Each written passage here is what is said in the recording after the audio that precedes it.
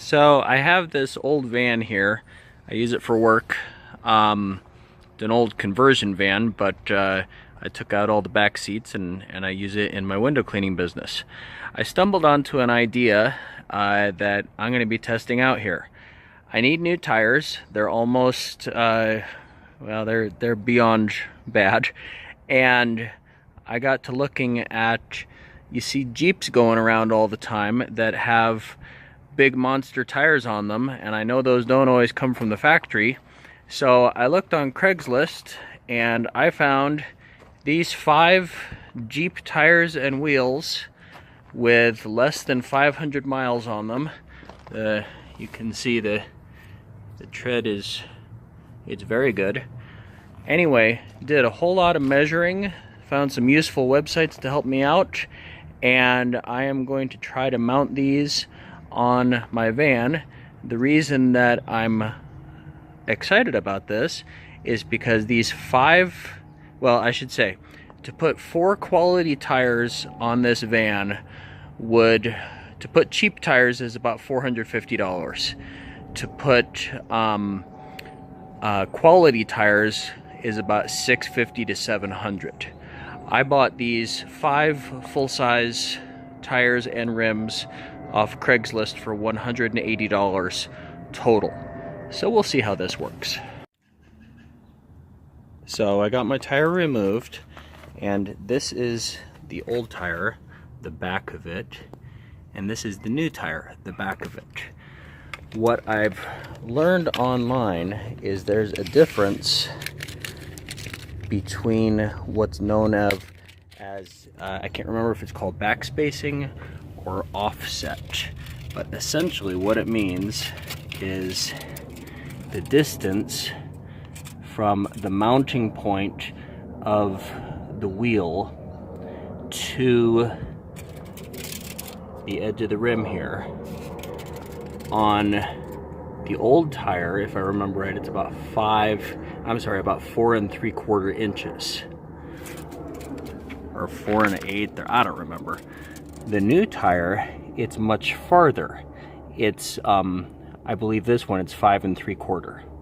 So if I were to mount the new wheels on the van, it would cause the tire to sit too close. It would be farther in. So the way that and you can find all this information online. There's all sorts of people that modify their Jeeps and trucks and whatever. The way that I'm compensating for that is with a thing called a wheel adapter. I did my measuring, and the difference between these two in the offset is 1.5 inches. This spacer is exactly 1.5 inches. It's the same bolt pattern. I have 5 on 5 inch is my studs, and 5 on 5 inch is the lugs on the adapter coming out. Both the new and the old wheel happen to have 5 on 5 inch spacing. So this is going to mount on here. Well, I'll show you how it mounts in a little while. Okay, so I just installed the first spacer, and what I learned looking at YouTube videos is about 1 million different opinions and thoughts on how to install spacers and what you need to do. You may have noticed that these are not hub-centric spacers. I did that simply because I didn't know if I should do hub-centric for the Chevy hub or hub-centric for the Jeep wheel, and I couldn't find anything, obviously, that was both. So I went with non-hub-centric. I went and talked to my mechanic. He coaches me through a lot of stuff, and then stuff that I can't handle, he does. He's been turning a wrench since probably the early 70s, and he does this on a regular basis on custom cars that he's working on, usually really sweet 60s Corvettes. But what he said is, yeah, hub-centric is best, but if you can't do that, he said two things. He said, definitely put anti-seize on in between the aluminum and the steel. He said, otherwise, if you ever do have to take it off, you just won't be able to. The other thing that he said is to go ahead and use the red thread locker. And he said just one little drop on each bolt.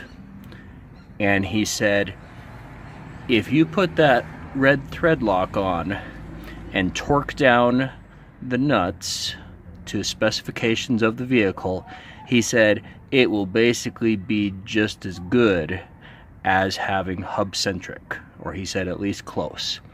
So I'm gonna go with that. Knock on wood, hopefully it works. All right, next I'm putting the wheel on. Okay, so I got all four wheels mounted without too much trouble at all, and took it out for a test drive last night, and I am thrilled with how all of this worked. It drives smooth, it drives straight, there's no wobble, there's no anything. It feels great. Did it in parking lots with tight turns to make sure that the tires were not rubbing anywhere. Also did, you know, a variety of speeds and bumps and all sorts of stuff, and it was just perfect. I do notice a tiny bit more tire noise because these are there's deeper or wider grooves than what I had previously. Then again, what I had previously was almost bald. So let's see, a couple things that I want to mention for anybody that's considering doing this.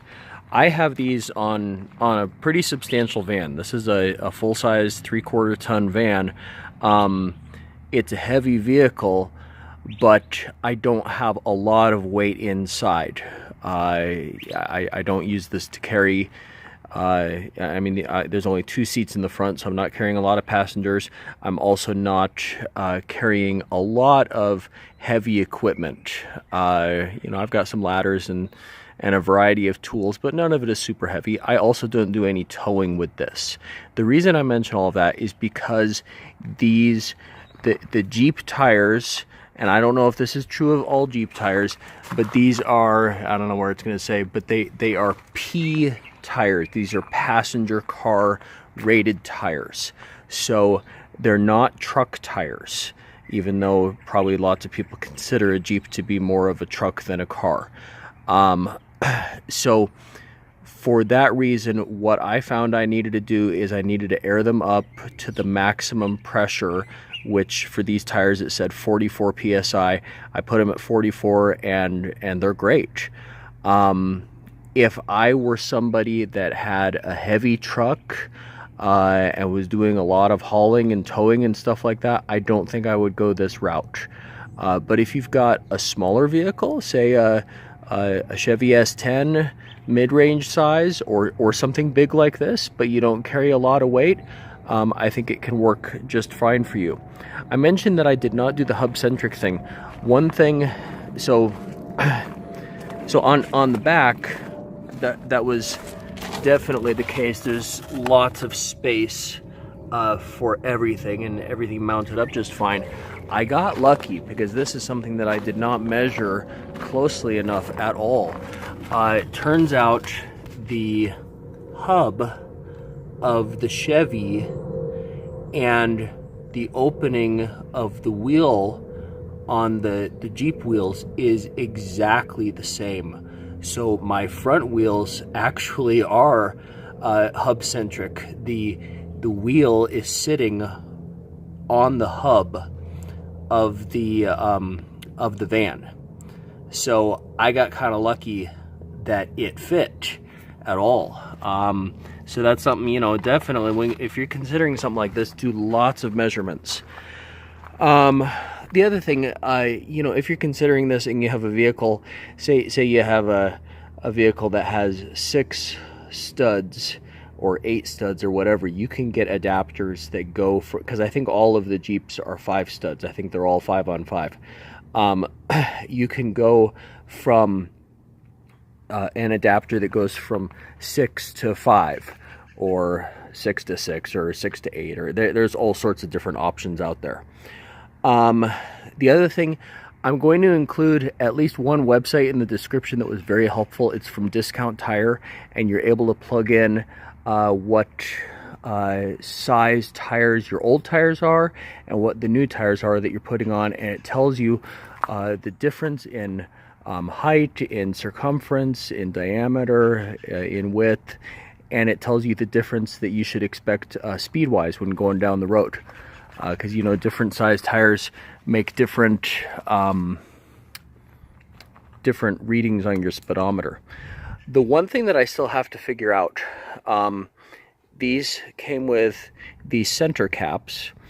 They're just plastic.